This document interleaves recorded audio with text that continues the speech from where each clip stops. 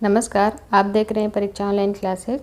आज हम पढ़ने वाले हैं सीजी इकोनॉमिक सर्वे 2020-21 छत्तीसगढ़ का आर्थिक सर्वेक्षण।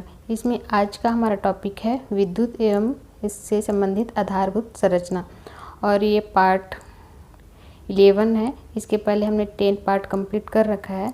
इसके पहले जितने भी वीडियो हैं आपको प्लेलिस्ट मिल जाएंगे सीक्वेंस से आई बटन में या फिर डिस्क्रिप्शन बॉक्स में सारे वीडियो के लिंक आपको उपलब्ध हैं। इसके अलावा पीडीएफ भी जो टॉपिक पढ़ रहे हैं उसका अवेलेबल साथ में कराया जा रहा है, आप चाहें तो डाउनलोड करके पढ़ सकते हैं। तो चलिए शुरू करते हैं आज का टॉपिक विद्युत एवं आधारभूत संरचना। अगर बाकी टॉपिक की तरीके से जिस तरीके से हम सबसे पहले क्या करते हैं, जीएसडीपी में इसकी क्या भागीदारी है उसको पहले हम देख लेते हैं। तो सकल राज्य घरेलू उत्पादन में विद्युत गैस एवं जल आपूर्ति का क्या योगदान है, इसको अगर हम देखें तो 2014 से लेकर के 2020-21 तक का इसमें से हमको जैसे बाकी में हम देखते हैं इसको हमको याद किसको करना है, जो करेंट है उसको हमको याद करना है। तो इसके लिए वैल्यू क्या है, वृद्धि प्रतिशत है, यहाँ पर प्रतिशत लिखना भूल गई हूँ, आप अपने नोट्स में मेंशन कर लेंगे। वृद्धि प्रतिशत है आपका नेगेटिव में गया है 0.94% और आपका हिस्सा है 9.57%। ठीक है, वृद्धि नकारात्मक है और हिस्सा प्रतिशत पॉजिटिव है 9.57%। जैसे सबका हम देखते आ रहे हैं, जैसे खनिज का है, उद्योग का है, सभी का देखते आ रहे हैं। तो अब एक एक बार आप पढ़ते जाइए, पूरा कंप्लीट हो जाता है। उसके बाद सभी को एक चार्ट में साथ में लिखेंगे तभी एक साथ याद हो पाएगा। अब इसमें वृद्धि प्रतिशत को 2014-15 से लेकर के वर्तमान तक अगर देखेंगे तो क्या स्थिति है। 2014-15 में क्या है, 9.86 है। उसके बाद सर्वाधिक वृद्धि आपको देखने को मिल रही है 2015-16 में, कितना है 25.76%, काफ़ी अच्छा ग्रोथ किया है। उसके बाद थोड़ा सा कमी आया है वर्तमान वर्ष की तुलना में, उसके बाद और फिर से कमी आए हैं, फिर से नीचे गया है, उसके बाद फिर से वैल्यू नीचे गया है, उसके बाद फिर से नीचे गया है। तो अगर हम देखेंगे वृद्धि प्रतिशत विद्युत में तो लगातार क्या मिल रही है, उसमें गिरावट मिल रही है और अभी वर्तमान में नकारात्मक में चला गया है। और अगर हिस्सा प्रतिशत को देखेंगे जीएसडीपी में तो हिस्सा में इसको तो याद करने की जरूरत नहीं है, क्वेश्चन यहीं से बनता है। तो सर्वाधिक वृद्धि देखने के लिए मिला है 15-16 में और नकारात्मक का भी अभी वर्तमान वर्ष 2020-21 में। ये इसमें आपको इस वैल्यू को नहीं, कम से कम जो सन है उसको याद रखना है और ये दोनों को वैल्यू को। विद्युत उत्पादन की स्थापित क्षमता एवं उत्पादन, इसको पढ़ने के लिए आप थ्योरी में भी पढ़ेंगे और यहाँ पर जो अपडेट है उसको आपको देखना जरूरी है। सबसे पहले हम देख लेते हैं कुल उत्पादन कितना है। तो कुल उत्पादन को आप इसको अपडेट करके रखेंगे अपने जो थ्योरी कॉपी है उसमें। कुल उत्पादन है आपका 3224.70 मेगावाट, 3224.70 मेगावाट। अब इसमें सबका अलग अलग का देखेंगे, ताप विद्युत क्षमता का, जल विद्युत क्षमता का और अन्य। तो सर्वाधिक किसका होगा, जाहिर सी बात है ताप विद्युत क्षमता का ही होगा, उसके बाद जल विद्युत का, उसके बाद अन्य का। तो ताप विद्युत क्षमता है 3224 में से आपका 3080 मेगावाट का उत्पादन ताप विद्युत से किया जाता है। उसके बाद 1038.70 मेगावाट का उत्पादन किया जाता है जल विद्युत से और अन्य जो 6 में हैं उनको 6 मेगावाट है उसको अन्य से किया जाता है।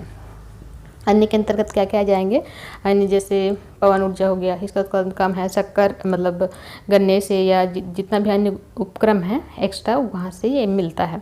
अगर प्रतिशत में भी देखें कि कई बार प्रतिशत में अब जो क्वेश्चन है थोड़ा ट्रिकी बन रहा है कि कितना प्रतिशत है। तो जो ताप विद्युत क्षमता है वो कुल का कितना प्रतिशत है, वो 95.51%। अगर हम इसको 100% मान के चलें, इसको 100% मान के चलेंगे तो ताप विद्युत कितना परसेंट उत्पादन दे रहा है, 95.51%। उसके बाद जल विद्युत है 4.30% और ये है 0.18%। तो वैल्यू इसमें ज़्यादा रटने वाला नहीं है, वैल्यू आसान है, आपने पहले से पढ़ा होगा तो आसानी से वैल्यू याद हो जाएगा। बस आप सबसे पहले आप इसको याद करेंगे, कुल कितना है 3224 और उसमें आपका इनका डिस्ट्रीब्यूशन। विद्युत उत्पादन गृह, विद्युत उत्पादन गृह ये इसमें तो वैल्यू आप ये सारे नाम को तो याद करने ही पड़ेंगे। जो पहली बार पढ़ रहे हैं तो आप जैसे भी करके इस नाम को याद रखेंगे। ये यहाँ से क्वेश्चन एक तो आपको ये आएगा कि इनकी स्थापना कब की गई है और ये स्थापित क्षमता कितनी है। तो अगर हम देखेंगे, प्रथम में अगर हम देखें तो पहले ताप विद्युत संयंत्र की स्थापना की गई थी 1958 कोरबा में और जापान के सहयोग से किया गया था। उसके बाद पहले जल विद्युत संयंत्र की स्थापना की गई थी 1994 हसदेव पे की गई थी। ठीक है, अब हम विद्युत गृह को देख लेते हैं। विद्युत गृह कौन कौन से हैं और इसको हम देखेंगे कुल क्षमता क्या है। पहले नंबर पर हम देखते हैं कोरबा पूर्व विद्युत गृह क्रमांक 2। इसकी स्थापना की गई थी 1966 या 68 में इसकी स्थापना की गई थी। अब इसको डीकमीशनिंग कर दिया गया है। डीकमीशनिंग का तात्पर्य ये है कि अभी वर्तमान में यहाँ से उत्पादन बंद कर दिया गया है, सरकार ने इसको बंद कर दिया गया है इस उपक्रम को। इसके पहले क्या था, अभी बंद कब किया गया है, 31 दिसंबर 2020 को, अभी मतलब नए साल लगने से पहले ही आप इसको दिसंबर में बंद कर दिया गया। तो मेन कारण क्या है, इसके पहले जो 50-50 का इसमें था उसको 1 साल पहले ही बंद कर दिया गया था और अभी जो चल रहा था 120 और 120 का 2 उपक्रम, उसको जो सेंट्रल गवर्नमेंट की ग्रीन ट्रिब्यूनल रहता है उनके आदेश के कारण इसको बंद कर दिया गया, क्योंकि 40-45 सालों से ये सेवा दे रहा था छत्तीसगढ़ के साथ ही मध्य प्रदेश और जो संबद्ध आपके राज्य हैं उनको अपनी सेवा दे रहा था। तो प्रदूषण की मात्रा बढ़ रही थी और साथ में काफ़ी लंबा समय भी हो चुका था, तो इसको डीकमीशनिंग कर दिया गया है। तो मतलब कुल मिला के आपको ये याद रखना है कि अभी कोरबा पूर्व विद्युत क्रमांक 2 में उत्पादन बंद कर दिया गया है। बस आपको अगर आता है तो सन को याद रखना है, इसकी स्थापना कब की गई थी। उसके बाद कोरबा पूर्व विद्युत गृह क्रमांक 3, इसकी स्थापना है 1976 से 81 और इसमें जो क्षमता है 240 का है। 120 के 2 संयंत्र लगी हुई हैं। उसके बाद डॉक्टर श्यामा प्रसाद ताप विद्युत गृह कोरबा पूर्व 2007 में इसकी स्थापना की गई थी और यहाँ पर 500 मेगावाट क्षमता के 225 के 2 संयंत्र लगे हुए हैं।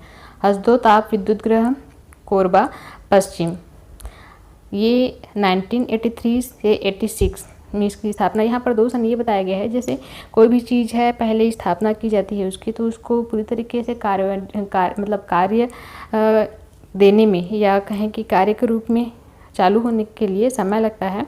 तो इसीलिए 2 डिस्टेंस है। 83 में इसकी स्थापना की गई, पूरी तरीके से चालू होने में थोड़ा सा समय लगा। 86 से ये अपना उत्पादन देना शुरू किया। तो हसदो ताप विद्युत गृह कोरबा पश्चिम 840 मतलब 210 का 4 संयंत्र लगा है। उसके बाद कोरबा पश्चिम विस्तार है 2013 में पश्चिम का विस्तार किया गया 2013 में, इसमें 500 के हैं, एक ही संयंत्र लगे हैं। उसके बाद मंडवा जांजगीर चांपा में 2016 से है और इसमें 500 के 2 संयंत्र हैं, 1000 इसकी उत्पादन क्षमता है। अगर हम कुल देखेंगे तो यहाँ पर ये ताप विद्युत संयंत्र हो गया और कुल कितना हो गया 3080, कुल देखेंगे तो 3080। इसके बाद देखते हैं जल विद्युत गृह। ताप विद्युत गृह देखा, अब देखते हैं जल विद्युत गृह कहाँ कहाँ पे है।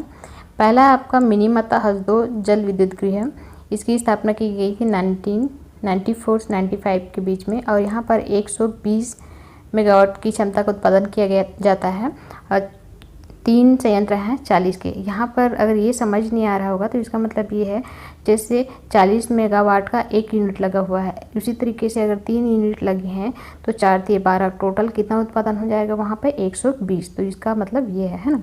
उसके बाद है गंगरेल, यहाँ पे 2004 से उत्पादन हो रहा है और यहाँ पे आपके 10 मेगावाट का उत्पादन किया जाता है, 4 यूनिट लगे हुए हैं 2.5 के।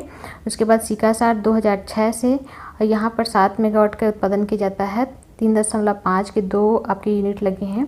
उसके बाद लघु जल विद्युत गृह कोरबा पश्चिमी 2003 से 2009 से उत्पादन हुआ है, यहाँ पर 1.70 मेगावाट का उत्पादन किया जाता है, 0.85 के 2 यूनिट लगे हुए हैं। इस तरीके से आपका जल का जो जल विद्युत है उसका उत्पादन हो गया 138.74। तो हमने पहले आपका ताप विद्युत का कितना देखा था 3080, अब उसके बाद उसमें 8 कर दीजिए 838.70, ठीक है।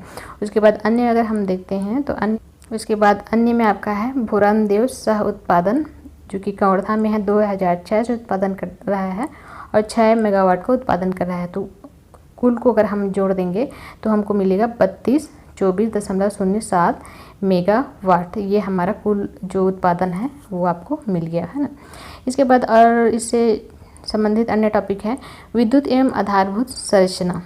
विद्युत एवं आधारभूत संरचना, विद्युत एवं आधारभूत संरचना, अगर जब छत्तीसगढ़ का स्थापना किया गया उस समय और अभी वर्तमान स्थिति का अगर हम कंपैरिजन करें तो इसमें क्या चेंजेस आया है। तो राज्य की स्वयं की विद्युत उत्पादन क्षमता में कितनी वृद्धि हुई है, राज्य की स्वयं की विद्युत उत्पादन क्षमता में कितनी वृद्धि हुई है, अगर इसको हम देखेंगे तो 2000 में उसकी विद्युत उत्पादन क्षमता कितनी थी जब राज्य का गठन किया गया था, तो 1360 मेगावाट का उत्पादन ये करता था। कब?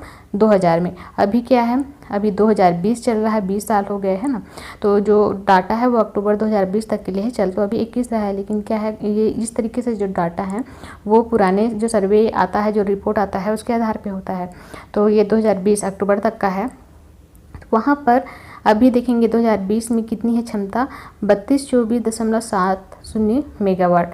तो अगर हम देखेंगे 2000 से 2020 तक कितना वृद्धि हुआ है 20 वर्षों में, तो 137% की वृद्धि हुई है। तो वर्तमान में अगर हम देखेंगे तो 137% की वृद्धि हुई है। 2018-19 तक अगर हम वितरण हानि को देखेंगे तो वितरण हानि में लगातार कमी होती आ रहा था। उसके बाद 2019-20 तक अगर इसको हम देखेंगे तो ये इसमें क्या हुआ है, थोड़ा सा वृद्धि हुआ है वितरण हानि में, 0.31 की वृद्धि हुई है। आपको इस वैल्यू को याद रखना है। 18-19 तक तो कमी हो रहा था, लेकिन 19-20 में वितरण हानि में कमी हुई है 0.31 की। और मेन रीज़न क्या है, ये कोविड के कारण से ये हुआ है ना।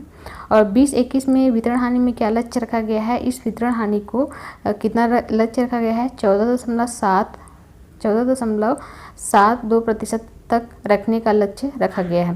तो इसमें आपको लक्ष्य को याद रखना है कि 2021 के लिए क्या लक्ष्य रखा गया है वितरण हानि का, तो 14.72%। और 19-20 में वितरण हानि कितना था, तो वितरण हानि कितना है 0.31 में इसकी वृद्धि हुई है, ये मान के चलते हैं। तो ये हो गया आपका वितरण हानि और उसकी उत्पादन क्षमता।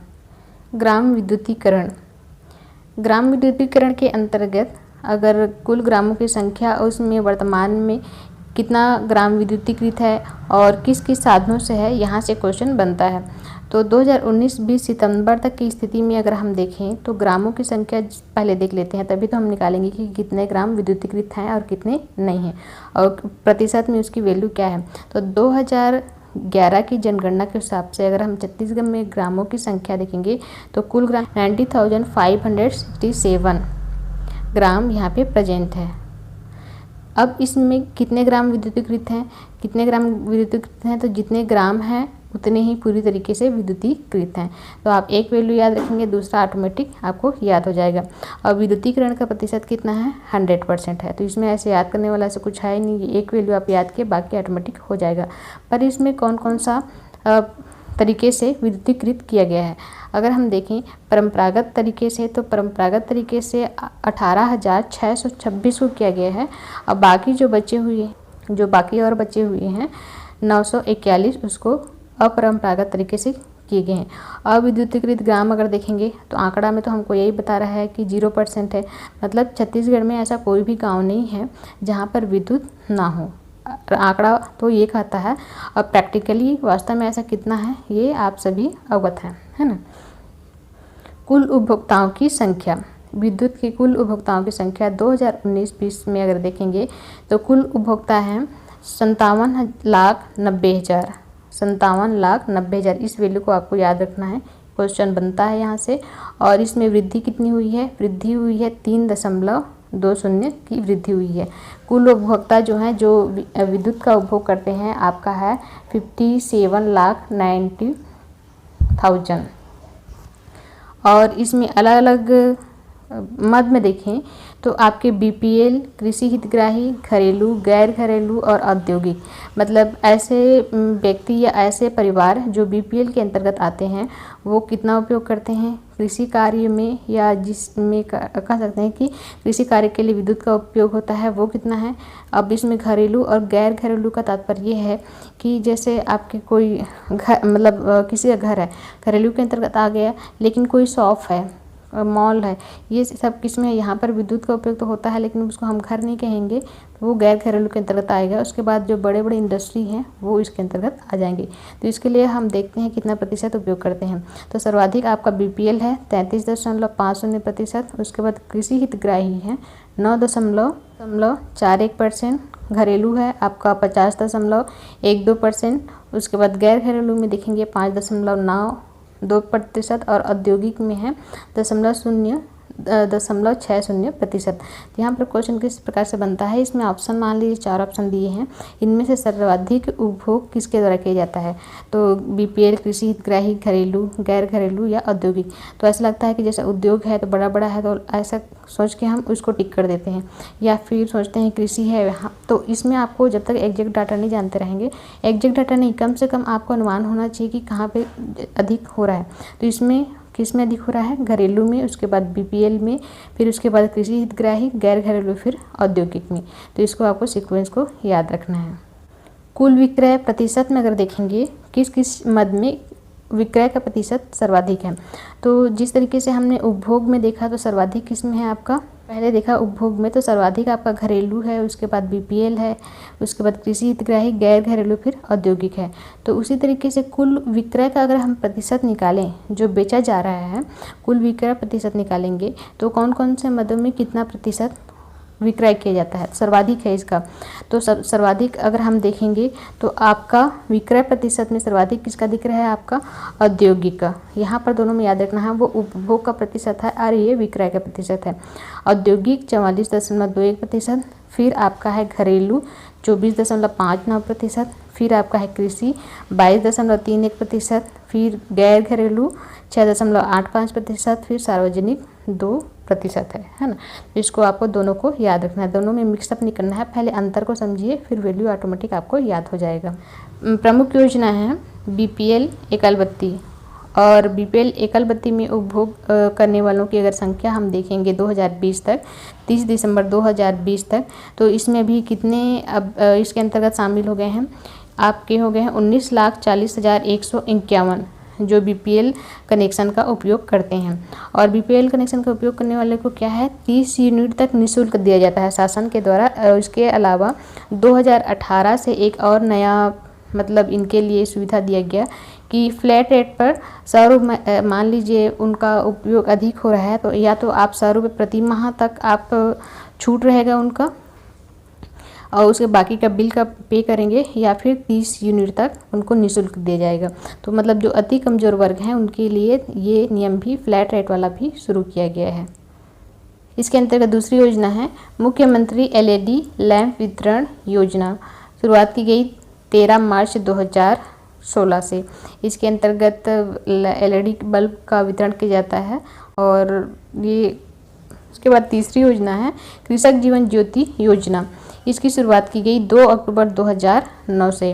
कृषक जीवन ज्योति योजना, इसके अंतर्गत जो 3 हार्स पावर पंप हैं उनके लिए 6000 यूनिट प्रतिवर्ष, और 3 से लेकर के 5 हार्स पावर के पंप हैं उनके लिए 7500 यूनिट एक वर्ष में छूट दी जाती है। और इस प्रकार की जो कृषक जीवन ज्योति योजना है, एक इसमें और पॉइंट आप जोड़ लेंगे, पूरी तरीके से जो अस्थायी कृषि पंप योजना है उनके लिए है, ऐसे नहीं कि जो स्टेबल पूरी तरीके से हैं उनके लिए नहीं है, ये अस्थायी पंपों के लिए रहता है। उसके बाद दूसरा है नेक्स्ट चौथा मुख्यमंत्री मजरा टोला विद्युतीकरण योजना। नेक्स्ट है आपका मुख्यमंत्री मजरा टोला विद्युतीकरण योजना। इस योजना का जो क्रियान्वयन है कहाँ पर किया जाता है, इसके पहले जितने भी हम और पढ़ने वाले हैं या जो पढ़ चुके हैं उस प्रकार की योजना विद्युतीकरण योजना, जिसमें कहीं ना कहीं से BPL हुआ या सामान्य APL हुआ उनको लाभ मिलता है। तो ऐसे स्थान जैसे मान लीजिए कोई ग्राम हो गया जहाँ पर जनसंख्या कम है, या फिर कोई बस्ती हो गया, मोहल्ला हो गया, या कोई ऐसा स्थान हो गया जहाँ पर वो अन्य योजनाओं से लाभ प्राप्त नहीं करते हैं, तो वहाँ पर इस योजना का क्रियान्वयन किया जाता है ताकि वो जो इस छूट है उससे वंचित ना रहे। तो मजरा टोला नाम से स्पष्ट हो रहा है, ऐसे टोला या फिर बस्तियों पर जो अन्य योजनाओं से वंचित हैं उनका क्रियान्वयन यहाँ पे किया जाता है। नेक्स्ट है 5 नंबर पे दीनदयाल उपाध्याय ग्राम जीवन ज्योति योजना। अब पहले इसका नाम था राजीव गांधी ग्रामीण विद्युतीकरण योजना, इसका नाम को परिवर्तित कर दिया गया है और अभी किस नाम से चल रहा है, दीनदयाल उपाध्याय ग्राम जीवन ज्योति योजना। इसमें जो गैर कृषि पंप उपभोक्ता हैं उनको 24 घंटे मतलब विद्युत सुविधा उपलब्ध कराने के लिए इस योजना को चलाया जा रहा है। उसके बाद नेक्स्ट है 6 नंबर पे हाफ बिजली बिल स्कीम। ये क्वेश्चन आ भी चुका है ना। 1 मार्च 2019 से इसकी शुरुआत की गई है। 2019-20 में 400 यूनिट तक की बिजली बिल की राशि को क्या कर दी गई है, आधी कर दी गई है। तो ये योजना काफ़ी अभी इसका उपयोग सभी ले ही रहे हैं और ये इम्पॉर्टेंट भी था और एग्ज़ाम में एक बार यहाँ से क्वेश्चन बन चुका है। डेट 1 मार्च 2019। उसके बाद देखते हैं राज्य स्तर पर क्या क्या उपलब्धियां हैं आपके छत्तीसगढ़ विद्युत उपक्रम की। तो डॉक्टर श्यामा प्रसाद मुखर्जी ताप विद्युत गृह 2019-20 के लिए जो CEA है उसके द्वारा जो रिपोर्ट जारी किया गया था उसमें 8वें स्थान पर था। सर्वश्रेष्ठ ताप विद्युत गृह की जो आपकी सूची जारी की गई थी उसमें 8वां स्थान मिला था इसको। छत्तीसगढ़ राज्य विद्युत उत्पादन कंपनी इसको 2020-21 के लिए CEA केंद्र सरकार के द्वारा स्टेट सेक्टर जहां तक औसत उत्पादन है, स्टेट सेक्टर का औसत उत्पादन PLF 40% था, तो वहीं CG का क्या था 69.98% था। इसके आधार पर ये प्रथम स्थान पे था। उसके बाद ये आपका 19-20 के लिए ये क्या है, पहले तीसरे स्थान पे था, अभी वर्तमान में क्या है आपके प्रथम उत्पादन मतलब सर्वाधिक उत्पादन के मामले में आपका ये एक तरीके से राष्ट्रीय स्तर पर भी अपनी छाप छोड़ रहा है। तो ये हो गया आपका छत्तीसगढ़ का विद्युत एवं से संबद्ध क्षेत्र। इसमें एक छोटा सा और टॉपिक जोड़ना था लेकिन वीडियो लंबा हो जाए करके उसको मैं छोड़ रही हूँ, उसको अलग से हम क्लास में देखेंगे, अलग से उसके लिए वीडियो लेके आएंगे। वो है आपका परिवहन व संबद्ध क्षेत्र। ज़्यादा बड़ा टॉपिक नहीं है पर इसको अलग से क्लास में कंप्लीट कर लेंगे।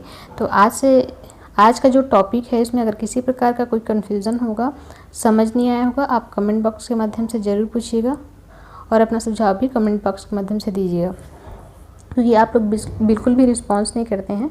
आप अपना रिस्पांस ज़रूर दीजिएगा। अगर वीडियो पसंद आया तो लाइक शेयर ज़रूर कीजिएगा। कम से कम आपका जो स्टडी ग्रुप है, सभी लोग सोशल मीडिया यूज़ करते ही हैं, चाहे FB हो, व्हाट्सअप हो, टेलीग्राम हो, तो आपकी जो स्टडी ग्रुप है उसमें कम से कम 1 से 2 स्टडी ग्रुप में आप तो शेयर कर ही सकते हैं। कम से कम आपके 5 फ्रेंड हैं, वहाँ तक तो आप वीडियो पहुँचा सकते हैं, इतना तो कर ही सकते हैं आप।